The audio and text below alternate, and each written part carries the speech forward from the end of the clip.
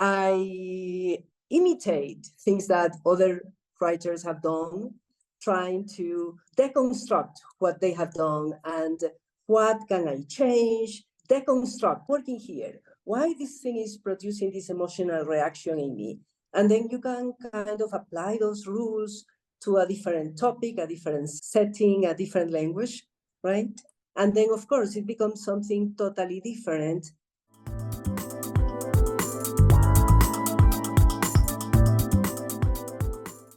Welcome to another episode of From the Magic Pencil, Voices of Writing Through.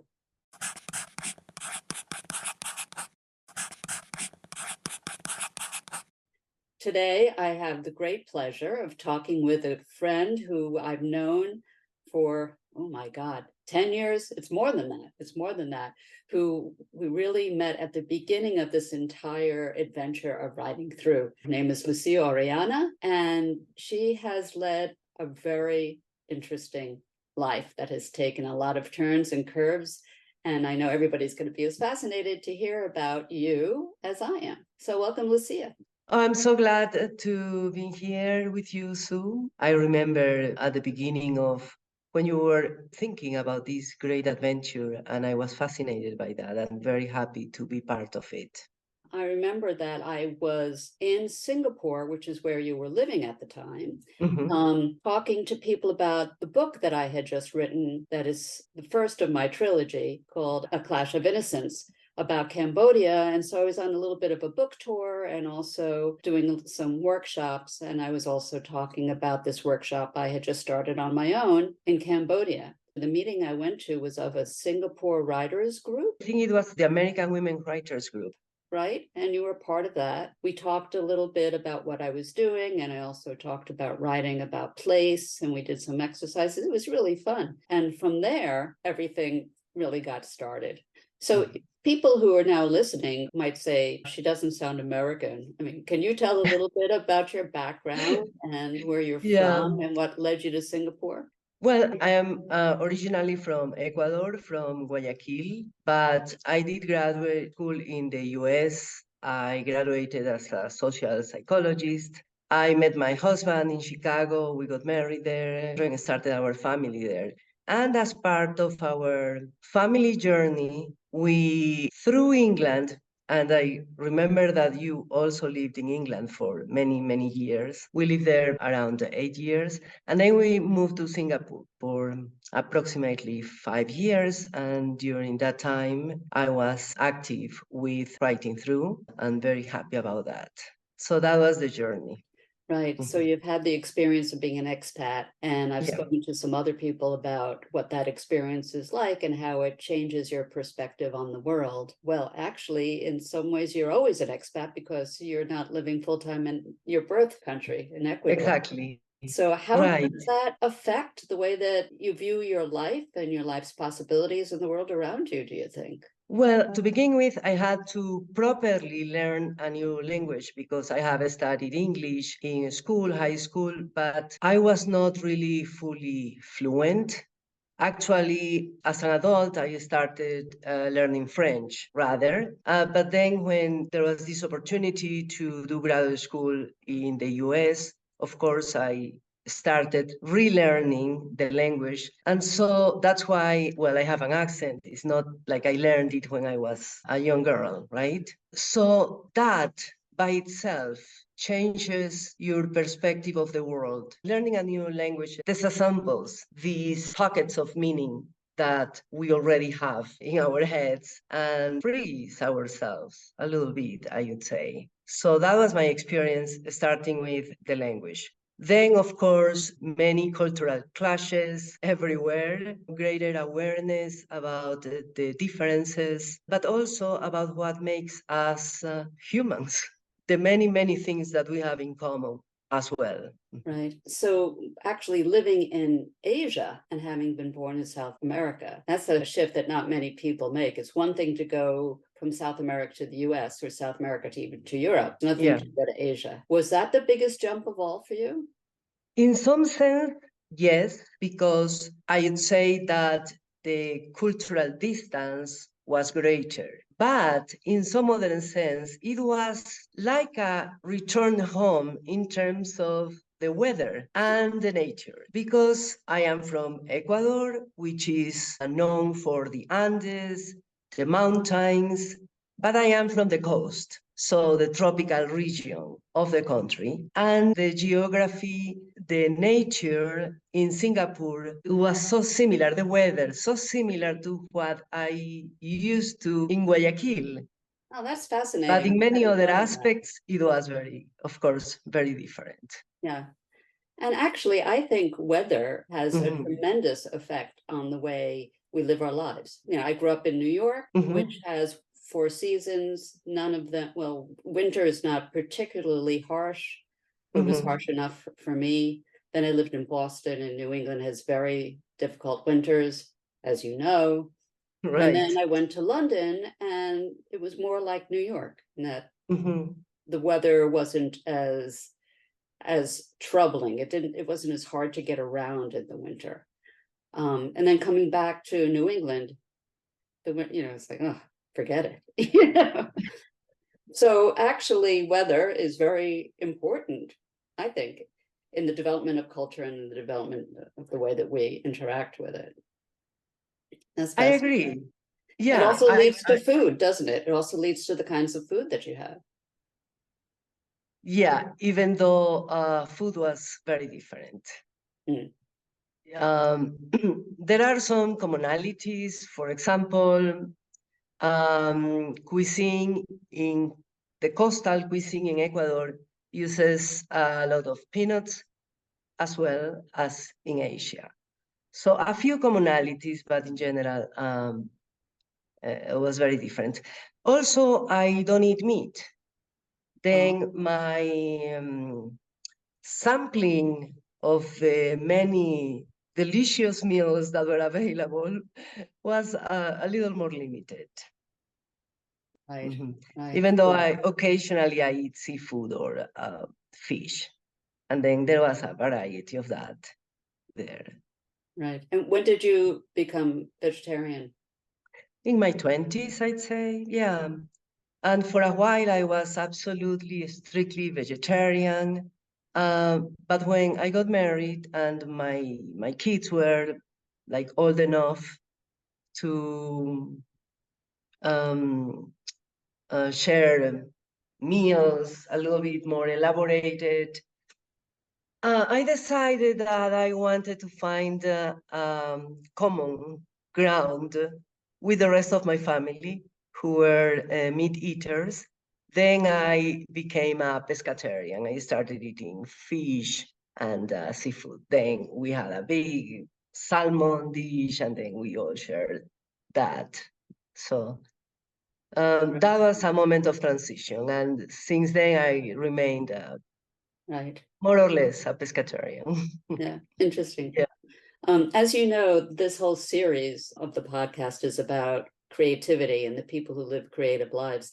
And I don't want to give it a spoiler yet. I don't want to say what you are doing now, but I'm very interested in what your first career was and then how it led to what you're doing now.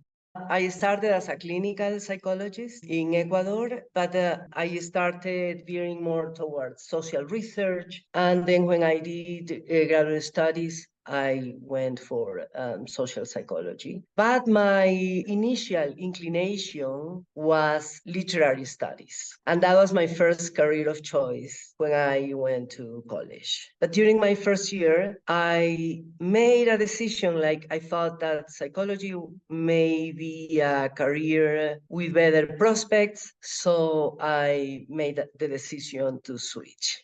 Many years later, I came back to my original interest and started writing, creative writing, poetry, narrative, and that is what I do now primarily. Right. So when I met you all those years ago in Singapore, you were starting kind of to test the waters of your writing. Exactly.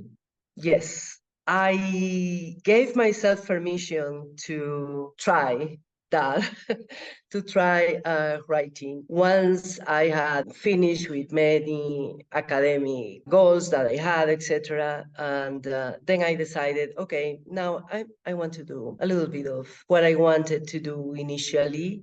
And first was like a hobby, but then little by little I became more serious about that. And now I have a few books published, and I am always trying to preserve my writing time within my schedule. Right, right. And you write predominantly poetry, correct? Yes.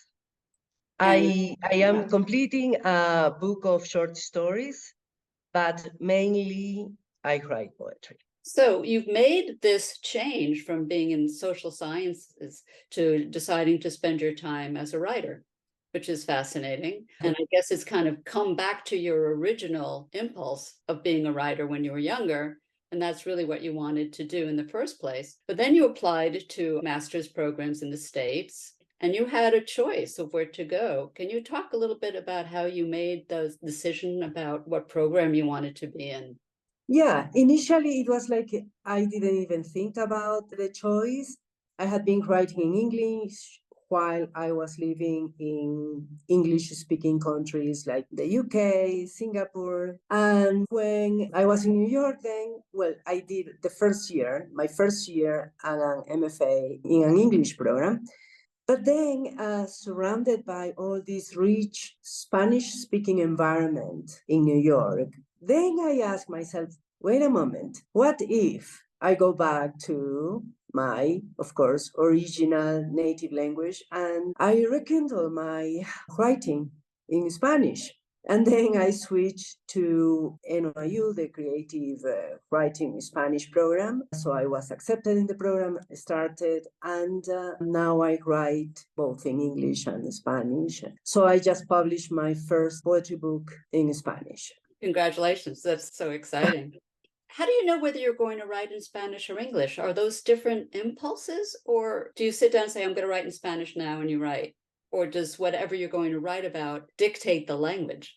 Well, lately I have been writing in Spanish. I have a couple of projects that I want to finish and they are in Spanish. So now I am immersed in this language. But once in a while, yeah, there is some ideas that come to me in English, and then I write that my next publication, most likely, it's gonna be bilingual for the first time. So I wrote poetry chapbook originally in English, but then I asked the editor, hey, can I write this in Spanish as well? And then we publish it both. And he said, yeah, that's a great idea, go ahead. But the translation has taken a little bit longer than I expected, so I'm still working on it. But that's my immediate next project. That's fantastic. The whole question of translation is a very interesting one. I have tried to do some translations myself, and there's a question of translation versus adaptation. You know, people think of translation often as word for word, but it doesn't really work that way. And I recently had this fantastic experience where 3 of my poems, written in English, were chosen to be part of a master's program in Italy, translated into Italian. And I worked very closely with the translator because he needed to make sure he understood not only what the individual words meant, but all of this background of memory and thought, and why did I pick this image and why that. It's very fascinating. Can you talk a little bit about translating your own work into another language? Exactly. Well, that process that you went through with the Italian translator, I do it in my head, right? Because I already know kind of the answers. So I give myself a freedom that I couldn't have if I were translating somebody else's work, which I have done. And in a few weeks, there is going to be a translation of some poems of a poet from Ecuador that I had translated into English, right? So I have done that as well. And yeah, the responsibility that you feel about not betraying what the poet was trying to convey, but at the same time, you have this other responsibility with the language to make it as successfully poetic as possible, right? There is this balance that you have to have. In my own work, I don't really, I'm concerned about the balance. I go with the poetry because, as you know, things are not necessarily translatable from one language to another. Then I just go with the poetic, even though the meaning may be a little bit different. And do you find kind of the creative impulse different between writing a poem in the first place and then translating it, even if it's your own poem? Yes, I really don't like translating myself because sometimes it's like that impulse that I had to write that particular work, it is already satisfied. And I don't feel the need to revisit it. And I think that that is why this translation is taking to me longer than it should. And I really should check with the editor about the timing, because it's like that impulse was already, as I said, satisfied, satiated. Yeah. Oh, that's fascinating. That's really fascinating. Good. You also helped us quite a bit with our efforts to pivot the Writing Through workshop into being an English language workshop, into a Spanish language workshop when necessary. As you know, we started as an English as a second language workshop with English and Cambodian, and then we did just English. And then for our facilitator in Oaxaca, Mexico, he asked the question, why does it have to be English? What if, for an example, the indigenous people of Mexico, they don't need English, they need Spanish. Can we do this in Spanish? And it led to a whole conversation about, is there a difference running the program in English? What was that doing for our participants in the workshop that we might not be doing if we were running it in Spanish? Is there some loss? And we ended up, thanks to you, in great part, rewriting the guide and now running them in Spanish whenever they need to be. In Writing Through, we talk a lot about how language unlocks creative thinking, how you can access those thinking skills through written language, and that I always thought that it made a difference what language you were using and how comfortable you were with it.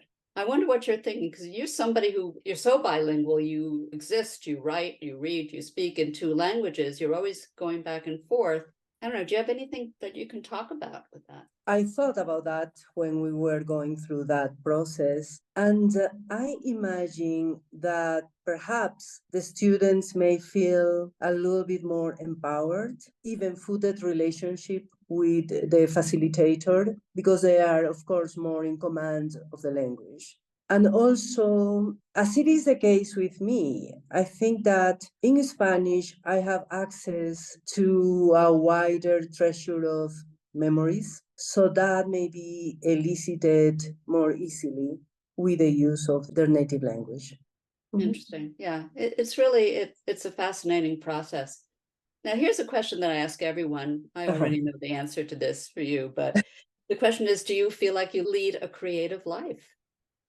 I would say yes and no, because life is a series of routines, everyday activities that you have to do in order to keep life going. And that is an important part of being alive, working, performing what you have to do, right?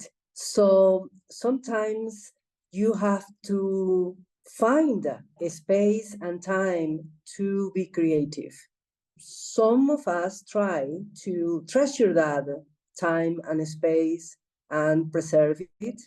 Not necessarily all the time. Sometimes we get overwhelmed by the work that needs to be done. So it's a balance as well. Yeah, I've had a couple of these interviews where we've talked about the definition of creativity. We always talk about that, but a couple of the interviews said that every decision that you make is a creative decision. Even the daily, quotidian, what am I going to wear? What am I going to eat? That living life is a creative act as well. And that wouldn't it be great if we all looked at all of those decisions as creative acts? Yeah, I see that and I agree with that. But on the other hand, I have met people that are very creative and that then they decide that are not going to put too much effort, for example, in their wardrobe, right? And they have like a very, very, let's say, boring wardrobe, something that they don't have to make a decision with respect to that, because that is not a priority. So you take time out of those things that are not that important for you. But I can see the aspect of also trying to spark every moment, every moment you are alive. So it is also a balance. I know a lot of people that I've spoken with try to differentiate between the creative product and the creative act. Mhm. That a lot of people think that, well, to be creative, that means you have to create something, a painting, a poem, a piece of music. Whereas I find that more and more people who are actively engaged in creativity don't see it that way. And they talk about the process as being more important than the product. Where do you come out on that? Well, let's say, for example, if I am doing the dishes sometimes, putting everything in the dishwasher or the laundry or whatever, sometimes I am focused on what I am doing, and sometimes I am just thinking about other things that led me to take notes later on, etc. So it's a mixture. It is a mixture, and you find a balance between the day-to-day, the routine activities that you have to perform, and those moments in which you want to really give yourself the opportunity to create a product. But I agree that the process, I would say, that is as important as the product. That is why, for example, in a lot of artworks or literary works, the creator tries to show a little bit of the process as well, not necessarily only the product. Right, absolutely. And how much does the quote unquote market affect what you write, if at all? When you're going to write something at this point now, having been a published poet, do you find yourself stopping yourself because you're thinking more about the market and what's publishable and what isn't? Does that come into play at all? Well, when you write poetry, you know that the market, it's kind of off. Unless you are an Insta poet, which I am not. I love that the poetry has found spaces in social media. That's amazing. I haven't gone that way, let's say, yet. So I really just write what I want to write about, and that's what I do. And luckily, at some point, it may resonate with somebody who reads it, and that's wonderful. Yeah, that's great. That's great. Here's another question, an important one. What do you do about your inner critic? You know, in writing through, we talk about the little guy who's on your shoulder. He's there for all of us. How do you deal with him or her? Sometimes the inner critic can become like a character in what you're writing. Sometimes just allowing yourself to write without stopping when you are particularly trying something that it may be a little bit harder to address, then just give yourself like 10 minutes to write without censure, without thinking, and then that pacifies for a while the inner critic, and then you can take a look at what you have created or produced. Another ways, for example, I write lists, I imitate things that other writers have done, trying to deconstruct what they have done and what can I change. And then, of course, it becomes something totally different. But these are like different ways to address creativity, like how to create something, right? Yeah, it's been said that poets are among the biggest thieves. Yeah, totally.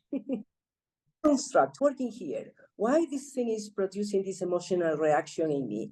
And then you can kind of apply those rules to a different topic, a different setting, a different language, right? So sometimes constraints help. When you, for example, there is this writer who wrote a novel without using words with the letter E. I didn't go to that extreme, but sometimes the constraint, you need to become creative to stay within those limits, and that helps. Like the sonnet is a big constraint, right? And the product often may be quite striking. Yeah, that's absolutely true for me too, when I try to write in poetic forms, like a villanelle or a sestina or one of those old forms that had very, very strict rules, even a sonnet, you know, because it forces you, or forces perhaps another part of your brain to kick in while the normal part of your brain is constrained. And it's very hard, but really fascinating stuff comes through. Yeah, even if you are not going to publish that, but just exactly. Yeah, that's right. Just to see what you can do. Right. Another way, for example, is I love writing ekphrastic poetry, just to look at a photo or a work of art and trying to interpret, translate that into words, the emotion, to describe that, but also that object that you have in front of you, but also the emotional reaction that generates in you. And then that allows to reach some emotional levels that maybe wouldn't have been present if we're not elicited by that work of art or photo, as I said. Yeah, I love doing that as well. And here where I live, I've teamed up with a photographer, and she went out and she took some photographs, and I just responded. And because it's somebody else's original impulse, I had no idea where I was going to go with this. It was really fun and really fascinating to see what connections I drew, which completely were not what she was necessarily thinking about when she took the photo. But how great is that, right? That one thing can cause such different sparks of creativity. I have one more question for you, which is, what would you say to someone who told you, oh, I'm not creative? Well, it sounds like a cliche, but everybody can be creative. It is just a matter of how you perceive yourself, or the label that you have attached to yourself. But if you really observe what you do when you are making decisions, even about something as a task, everyday task, I don't know, what you are going to cook today, if you cook, for example, you can be creative there. But if somebody thinks that they are not creative, there are always ways, as the ones that I mentioned before, to trigger a little bit more of the spark of creativity. Even though I would say that everybody can have a great idea, but what it is important, I would say, is the hard work of going through that and writing or doing with your hands this great idea that you have, right? And so I would say that as important as so-called creativity in the sense of a moment of inspiration is the hard work of sitting every day, 10 minutes, 15 minutes, and do what you want to do creatively. And I think once people have that experience of putting in the hard work, what you get out of it is so incredible. And what inspiration triggers and opens up within you is so wonderful, and is such a special feeling that you keep wanting to do it more and more and more. So it's like the circle that feeds itself. Yeah, I agree. Because then you see the result of your effort, like, oh, I did this. It's possible. I will keep doing it. And a lot of times it's just a matter of giving yourself permission. Say, you know what? I am a creative person. Everybody's creative. I am too. And, you know, I need to think about myself that way and act accordingly. Absolutely.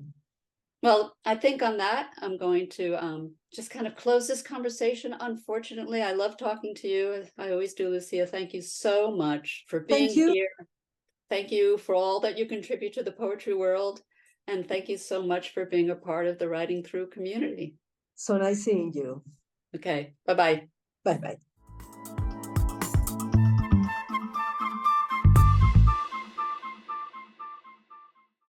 Next month, I will be joined by Eugenie Munakarmi, the COO of Enfants de Mekong, Children of the Mekong, a French organization that operates all over Southeast Asia. Writing Through has been partnering with them since 2014, so I know Eugenie very well. We talk about how creative you need to be to run an NGO, and how Enfants de Mekong has been able to constantly adapt to our ever-changing world. Here is a taste.